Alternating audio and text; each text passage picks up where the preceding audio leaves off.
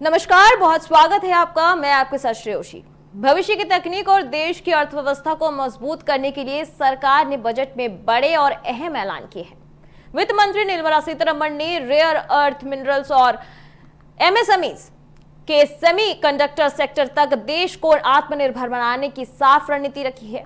Rare earth corridor हो या semiconductor mission 2.0, यह बजट भारत के टेक्नोलॉजी फ्यूचर की नींव रखने वाला माना जा रहा है। देखिए report.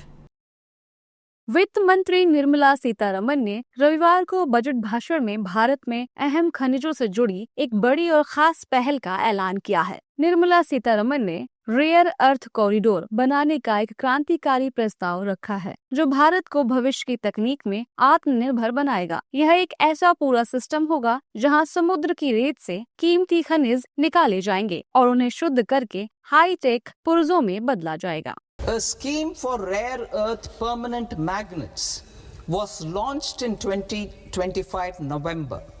We now propose to support the mineral-rich states of Odisha, Kerala, Andhra Pradesh and Tamil Nadu to establish dedicated rare earth corridors to promote mining, processing, research and manufacturing.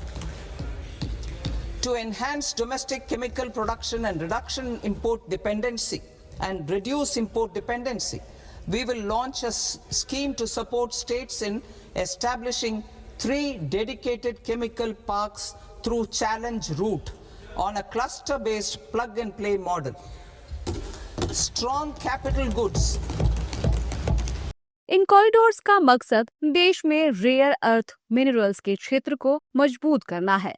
दरअसल रेयर अर्थ कॉरिडोर भारत को भविष्य की तकनीक में आत्मनिर्भर बनाएगा। इसका मकसद इलेक्ट्रिक व्हीकल्स, डिफेंस और रिन्यूएबल एनर्जी के लिए जरूरी कच्चे माल को भारत में ही तैयार करना है, ताकि हमें किसी दूसरे देश के सामने हाथ ना फैलाना पड़े। सरकार ने इस कॉरिडोर के लिए ओडिशा, केरल, आंध्र प्रदेश और तमिलनाडु को ही इसीलिए चुना है क्योंकि भारत का सबसे बड़ा रेयर अर्थ खजाना इन्हीं राज्यों के समुद्री तटों पर छिपा है।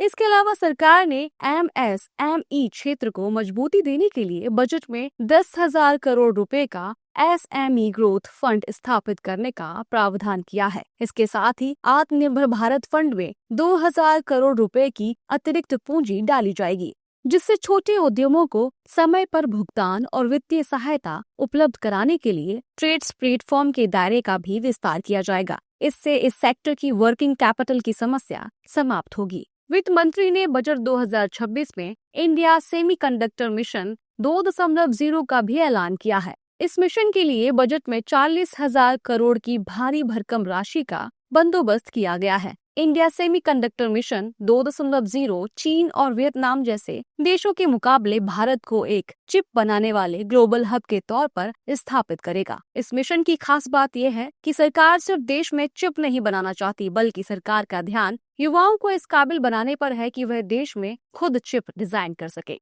बजट 2026 के बाद मोबाइल फोन और इलेक्ट्रिक गाड़ियों की बैटरी सस्ती हो जाएगी। इससे आने वाले समय में मोबाइल फोन के दाम घटने की उम्मीद है। बाकी रेयर अर्थ कॉरिडोर, एमएसएमई क्षेत्र और इंडिया सेमीकंडक्टर मिशन 2.0 जैसे मिशन भारत को आत्मनिर्भर बनाने और विकसित राष्ट्र की मंजिल तक पहुंचाने वाले मिशन माने जा रहे हैं।